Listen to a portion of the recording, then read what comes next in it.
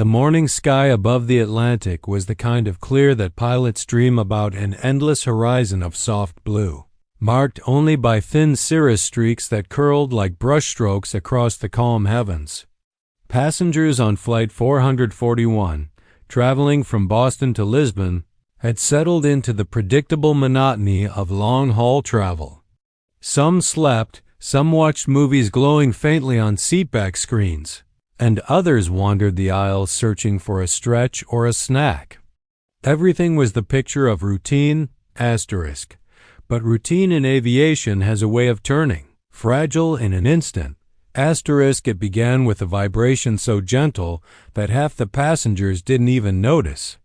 Those who did assumed it was turbulence, nothing more. A mild shake. A slight jolt. Something ordinary. But seconds later, the vibration returned stronger, sharper, the kind that made water cups tremble and overhead bins rattle faintly. A murmur rose across the cabin. People exchanged glances. A mother held her sleeping daughter a little tighter. Asterisk, then it hit. Asterisk A. Violent lurch threw several passengers forward against their belts. A cart toppled in the aisle, scattering plastic cups like ice chips. Gasps erupted across the cabin. Someone screamed. The plane dipped sharply, as though a giant hand had shoved it downward. In the cockpit, alarms began erupting in a maddening chorus. Asterisk, the autopilot disengaged, systems blinked out in rapid succession. And the overhead panel lit up with warning lights faster than the captain could identify them. Asterisk, electrical failure. The co-pilot shouted, his voice cracking as he slammed switches that remained lifeless beneath his fingers. Navigation systems offline. Primary displays are down. Asterisk, the captain held the yoke with a grip so tight his knuckles whitened. Switch to backup power. Asterisk, I'm trying, it's not responding. Asterisk, for the first time in his career, the captain felt something icy tug at the edges of his confidence. The aircraft, a massive, modern marvel that should have been flying smoothly at 35,000 feet, was beginning to sink through the sky as though someone had sliced its wings. Asterisk, the intercom crackled, then flickered dead. Asterisk, in the cabin, passengers clutched armrests. A few cried openly. Oxygen masks dropped with a hiss of released pressure. The sudden deployment sent another shock wave of panic through the aisles. Several people fumbled with their own masks before fastening them on their children. Asterisk. Among them sat a 12-year-old boy with wide hazel eyes and dark curls. Elias Turner. Asterisk, while chaos erupted around him. Elias's gaze was fixed not on the oxygen mask dangling above his seat, but on the trembling overhead panels and the unnatural tilt of the aircraft. His mind raced not with fear, but with calculation. He felt the descent rate in his stomach the way some kids felt roller coasters. And he knew, instinctively, that something far more serious than turbulence was happening. Asterisk, his mother Marianne tugged the mask toward him. Elias, put it on. Sweetheart, put it, Elias. Asterisk, but Elias wasn't listening. Not because he didn't care, but because his mind was somewhere else entirely. He closed his eyes for a second and pictured the cockpit of this exact aircraft model. Every button and switch he had memorized from years of studying manuals and flying advanced. Flight simulators. Asterisk, his heart pounded with a wild idea, impossible, irrational, dangerous. Yet he couldn't shake the feeling that he knew what was happening in that cockpit. He knew what an electrical failure could do. He knew what systems would go dark. He knew what backups might still be working. Asterisk, he also knew the pilots might not remember rare emergency procedures they had never once used in real life. Asterisk, A. Flight attendant stumbled past, gripping seatbacks for balance, her face pale but trying desperately to look composed for the passengers. Elias unbuckled his seatbelt. Asterisk, his mother grabbed his wrist. You are not going anywhere. Asterisk, Mama, he whispered, steady despite the chaos around him. I have to go. Asterisk. What could you possibly... Elias, don't. But then something happened that silenced even her objections. Loud metallic groan deep and shuddering rippled through the entire frame of the aircraft.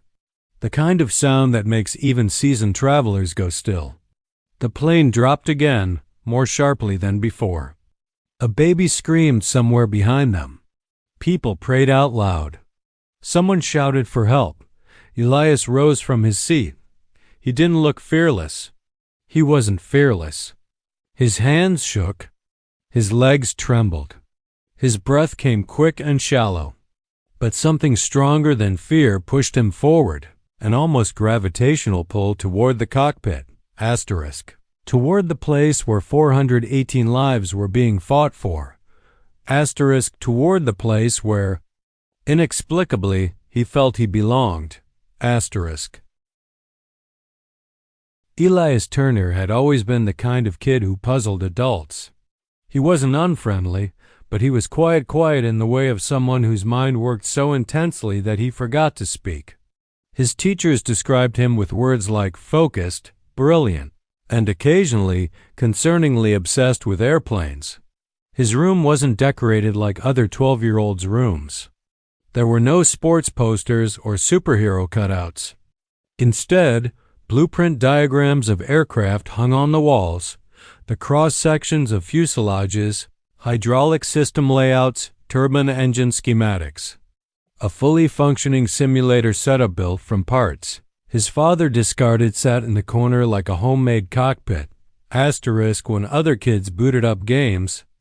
Elias booted up failure scenarios, asterisk electrical failures, hydraulics failures, navigation blackouts, asterisk he ran them all, over and over.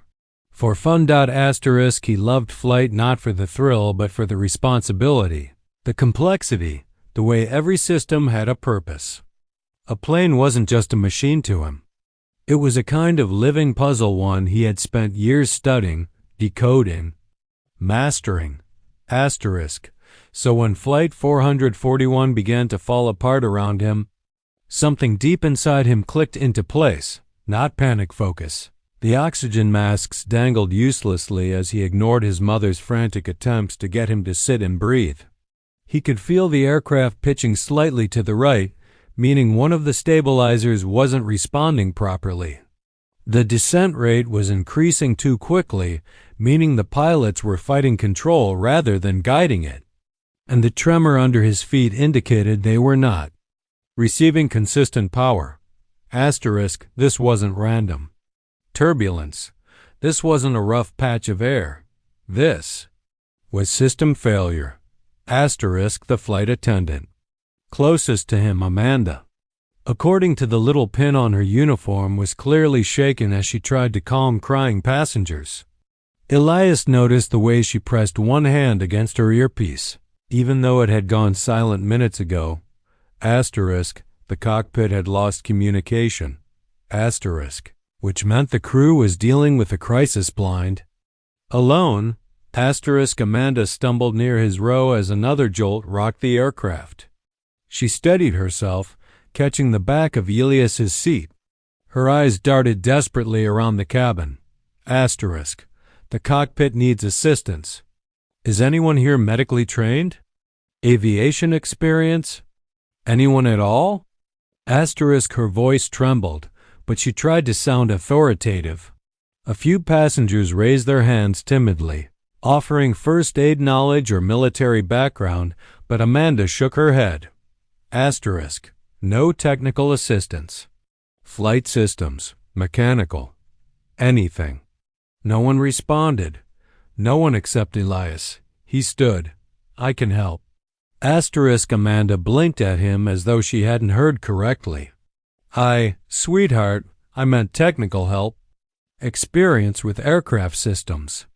Asterisk, I know, Elias said. That's why I stood up. Asterisk, his mother seized his arm again. Elias, sit down. This is not something you can help with. Asterisk, Elias turned to her, and for a moment he wasn't a scared 12-year-old or a brilliant kid with unusual hobbies. He was someone who understood the stakes better than anyone else in that row. Asterisk. Mom, he said softly, if I don't go, we're going to crash. Asterisk. Marianne froze. The raw certainty in his voice frightened her more than the failing plane. Asterisk. Amanda tried to smile kindly.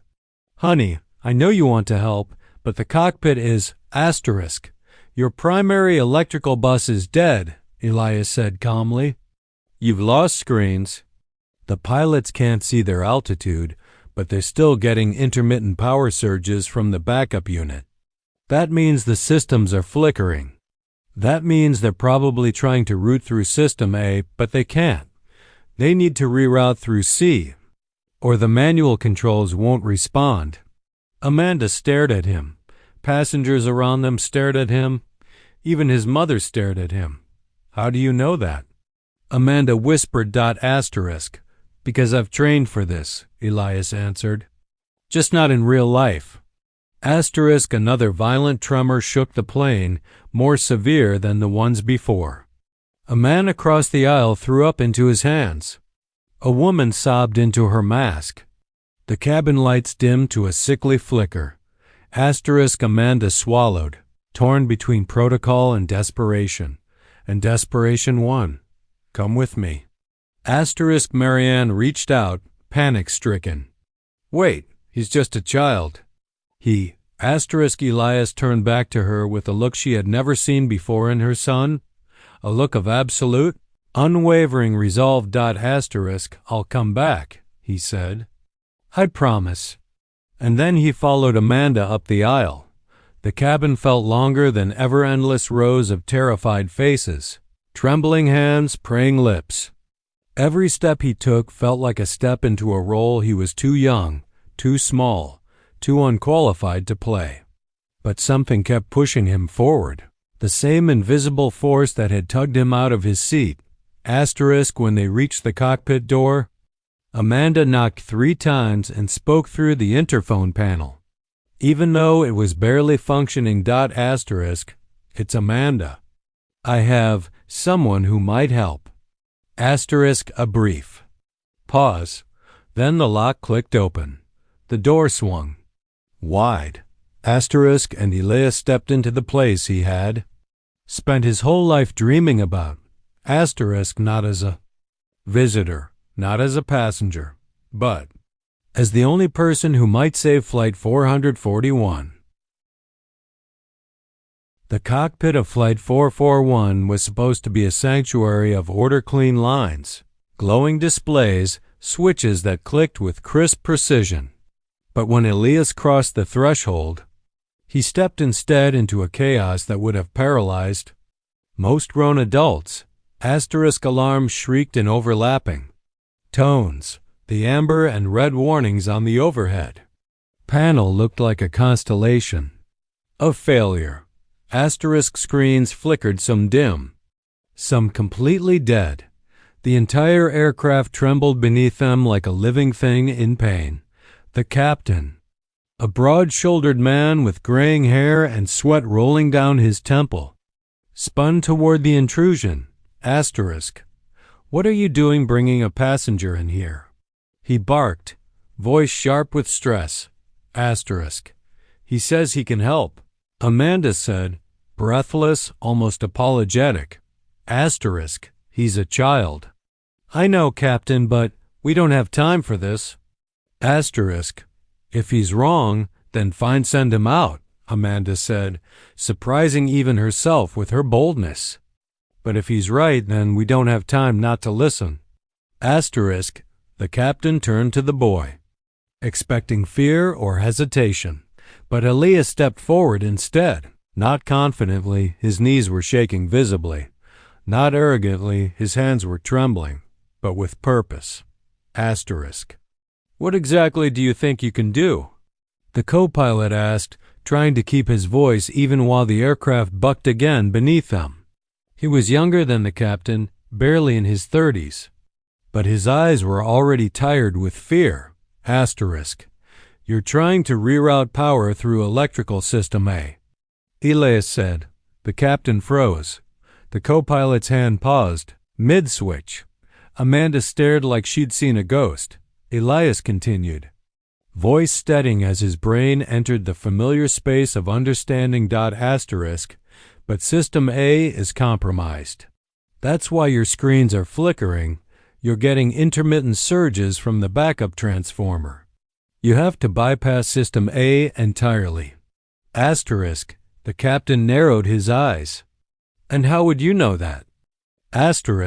Because it's the same configuration as the 441 series model, Elias replied. And I've practiced this failure scenario over a dozen times on my simulator. The captain blinked. In your? What?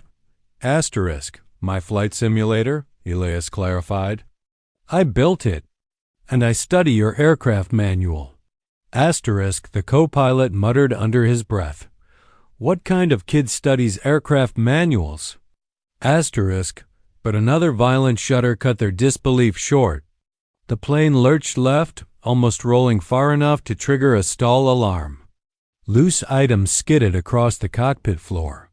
The altimeter a backup analog one, since the digital displays were dead-spun downward far too fast. They were losing altitude again. Fast? Captain, Elias said, voice rising with urgency. I can help. But you have to let me. For a long moment. The captain and co-pilot stared at the boy, the trembling 12-year-old with messy hair who had stepped into their drowning cockpit with the calm logic of someone trained far beyond his age. The captain exhaled. Through his teeth. Fine, he said. Show me. Those 3 words shifted the entire fate of 418 souls. Elias wiped his palms on his shirt, moved to the jump seat behind the pilots, and leaned forward to peer at the half-living overhead panel. Even without full displays, he recognized the systems by memory. You need to reroute manually through System C. The switches are right above you there. The 3rd row from the right. The co-pilot looked doubtful but followed the direction. Flicking the switches into the bypass position, nothing happened. Elias bit his lip. Not enough. The surge from the backup is blocking the manual override. You have to cut the backup first. That'll leave us with nothing for a few seconds, the co-pilot protested. I know, Elias said, but it's the only way to clear the block. Then System C will activate. The captain took a deep breath. Do. It's the co-pilot hesitated only a heartbeat before flipping the breaker. The cockpit went almost dark. The remaining displays died. Completely. The aircraft shook with a long, low groan. But then, now, Elias shouted. The pilots slammed the switches for System C for a moment. Everything was silent. Then, soft beeps. E. Glow returned to 2 of the backup screens. A handful of essential indicators flickered back to life. The captain leaned forward, stunned. We're getting partial control back. Throttle response at 30%, the co-pilot said, disbelief creeping into his voice. Stabilizers responding on delay. It's working, the captain whispered. It's actually working. Another warning light flashed yellow, not red, and Elias pointed immediately. That's because the system needs time to reroute fully. It'll stabilize in about 10 seconds. Just keep the nose level. Don't fight the plane. Let the new system take over. The captain followed the instructions, hand steady despite the stakes. Slowly, agonizingly slowly, the descent rate began to level. The altimeter stopped spinning. The vibration under their feet softened. For the first time since the failure began, the aircraft listened.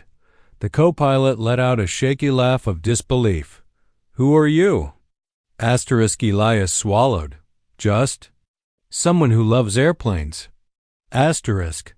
The captain looked back at him with a mixture of awe, relief, and something almost like gratitude. Asterisk. You may have just given us a chance. Asterisk. Elias didn't smile. He didn't celebrate. The plane wasn't safe yet, and he knew it. Asterisk. For the first time in nearly 20 minutes, the cockpit of Flight 441 was no longer drumming in alarms. It wasn't quiet far from it, but now the sounds around them were controlled, predictable, almost peaceful compared to the chaos before. A few warning lights still glowed amber.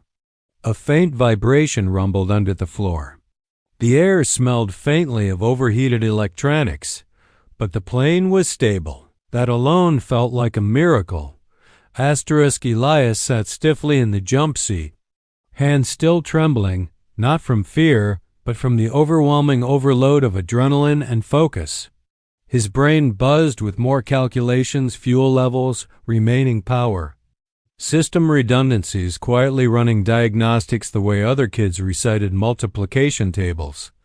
Asterisk. The captain finally broke the silence. Asterisk. We need to land as soon as possible, he said. Voice steady but still tense. Where's the nearest airport? Asterisk. The co-pilot consulted the few live instruments they had. Closest option is Santa Maria Airport in the Azores. Emergency landing strip. They should have the equipment to handle a large aircraft. Asterisk. Distance? Asterisk. Just under 90 miles. Asterisk. The captain nodded. We'll make it. Then he turned toward the boy. You stay right where you are, he said in a tone that was both firm and protective. You've done more than enough. Let us take it from here. Asterisk. Elias nodded, relieved, exhausted, but still alert. He didn't relax completely. He couldn't. Not until the wheels hit the ground. Asterisk. The captain made an announcement over what little remained of the intercom system. Most passengers heard only static, but enough words cut through. Under control? Emergency landing? Stay seated. In the cabin, hope spread like oxygen. Parents wiped tears. Elderly couples held hands. People who had been sobbing now whispered prayers of gratitude instead of despair. And though none of them knew why the plane had stabilized or who was responsible, their relief was palpable, almost tangible enough to feel in the air. Asterisk. Back in the cockpit. The approach began. Asterisk. They flew without the primary navigation systems, without full flaps, with limited control authority, with a patchwork of power held together by a 12-year-old's memory and the pilot's. Skilled at every mile over the Atlantic felt like a mile stolen back from death. As the rugged green islands of the Azores finally emerged through the clouds, the co-pilot exhaled shakily. There it is. Runway in sight. Asterisk. Gear down, the captain instructed. The co-pilot pulled the handle. The landing gear answered with a sound far from reassuring metal scraping. Grinding, catching. Asterisk. Left gear's not locking, the co-pilot said. Voice rising. Asterisk. The captain looked to Elias, not because he wanted to burden him, but because Elias had become, in some surreal way, part of the cockpit team. Asterisk. What do you think? The captain asked. Asterisk. Elias swallowed.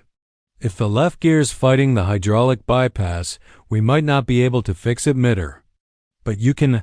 Asterisk. A shudder cut him off. The plane dipped harshly to the left. Asterisk. You can land slightly right tilted, Elias finished quickly. Shift weight to the right side. Use differential braking on touchdown. The captain considered it for barely a second. All right, we'll go with that. The runway stretched ahead like a lifeline. The ocean roared beneath them. Asterisk. The aircraft's shadow skimmed the waves. Asterisk. In the cabin, passengers braced themselves. Some held hands. Some cried. Some whispered, please, please. over and over. Marianne Turner squeezed her eyes shut and prayed harder than she ever had in her life for her son, for the passengers around her, for the miracle she hoped was waiting on the ground. The wheels hit. Hard. The right landing gear struck first, catching with a violent thud that jolted the entire cabin. Sparks trailed behind it as the metal fought the uneven weight. The left gear touched next, wobbling, screeching, then finally locking just enough to carry the aircraft's weight. Brake. The captain commanded. The co-pilot pressed the pedals. The right brake seized first, pulling the plane slightly off-center. The captain compensated with steady hands, coaxing the wounded aircraft to obey. The runway rushed past them in a blur. Faster. Slower, slower. Slower. Finally, they stopped. A stillness fell. A heavy, impossible stillness. The captain leaned back in his seat, chest rising and falling as though he'd run a marathon. The co-pilot covered his face with both hands, letting out a weak laugh that sounded half like a sob. Elias sat frozen, staring straight ahead. It was over. They were alive, all 418 of them. Ladies and gentlemen, the captain said over the intercom, voice thick with emotion, welcome. Tio Santa Maria Airport. In the cabin, the reaction was immediate. Cheers, sobs, applause thunderous enough to shake the overhead bins. Marianne unbuckled, sprinted to the cockpit door, and flung it open. Elias stood from the jump seat, and his mother enveloped him in a trembling, crushing embrace. You came back, she whispered. I told you I would. He said into her shoulder. By the time the passengers disembarked, emergency crews and reporters were already gathering on the tarmac. Word spread quickly, faster than the crew expected, that something extraordinary had taken place on Flight 441. The captain stepped out to face the flashing lights and microphones. A reporter pushed forward. Captain, how did you manage the landing? What happened up there? The captain looked down at Elias, then back at the reporters. It wasn't just us, he said. We had help. Help? Another reporter asked. Yes, the captain replied, placing a hand on Elias's shoulder. From this young man. Without him, we wouldn't be standing here. None of us.